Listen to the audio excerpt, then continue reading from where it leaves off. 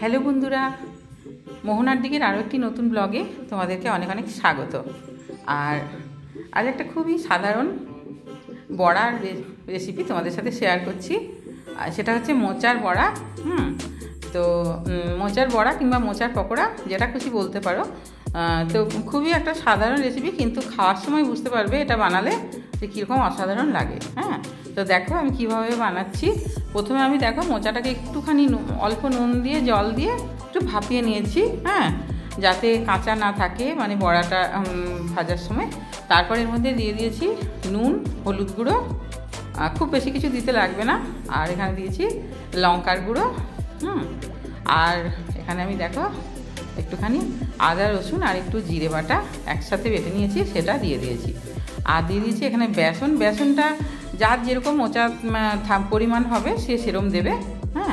তো আর খুব সামান্য একটু জল দিতে হবে, তা না হলে কী বলো তো ঠিকঠাক বাইন্ডিংটা হবে না।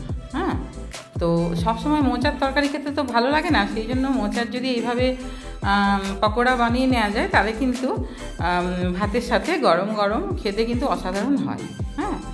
তো দেখো এই যে এইভাবে এটাকে ভালো করে চটকে চটকে মেখে নিতে হবে। আর একটু সামান্য জল দিলে কি হবে, তাহলে ঠিকঠাক বাইন্ডিংটা হবে। যেহেতু এর সাথে আমি আলু টালু কিচ্ছু মিক্সড করিনি, সেই জন্য আমি একটু জল দিয়ে তারপরে মাখিয়ে নিচ্ছি। দেখো আর একটুখানি বেসন আমার লেগেছে।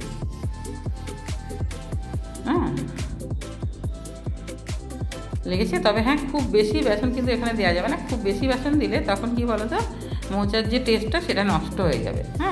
তো তারপরে তেল গরম করে আমি এক একটা করে চ্যাপটা চ্যাপটা করে দিয়ে দিচ্ছি। এবারে একটা করে দিলেই কি বলো তো ভাজতে সুবিধা হয়, কম তেলে ভাজা হয়ে যায়। আর যদি গোল গোল করে দেওয়া হয় পকোড়ার আকারে, তাহলে কি হয়, মানে ডুবো তেলে তখন ভাজতে হবে। তো ডুবো তেলে ভাজার দরকার নেই, এইভাবে একটু আঁচটা লোতে রেখে এইভাবে ভেজে নিলেই ভাতের সাথে গরম গরম কিন্তু অসাধারণ একটা বড়ার রেসিপি। তো এইভাবে তোমরা বানিয়ে নিও, কেমন অসাধারণ খেতে হয়।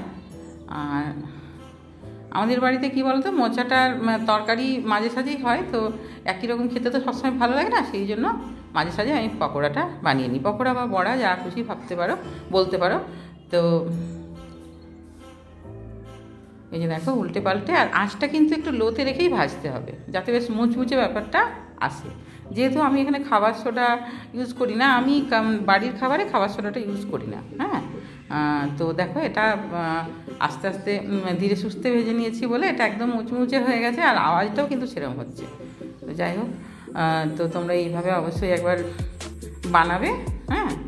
মোচার পকোড়া বা মোচার বড়া যা বলতে পারো। আর গরম গরম ভাতের সঙ্গে খেয়ে দেখো, ভীষণই খেতে ভালো হয়। খুবই সাধারণ একটা রেসিপি, কিন্তু টেস্টটা ভীষণই অসাধারণ হয়। তো আর এই মোচার বড়াটা যদি তোমাদের ভালো লাগে তাহলে অবশ্যই একটা লাইক দিয়ে দিও, কমেন্ট করো। আর আমার চ্যানেলে যদি নতুন বন্ধু হয়ে থাকো তাহলে প্লিজ চ্যানেলটাকে সাবস্ক্রাইব করে দিও, আর পাশে থাকা বেল আইকনটা প্রেস করে দিও, যাতে নতুন নতুন ভিডিও আপলোড করলে তোমরা খুব সহজেই নোটিফিকেশানটা পেয়ে যাও। সবাই খুব ভালো থাকবে। বাই।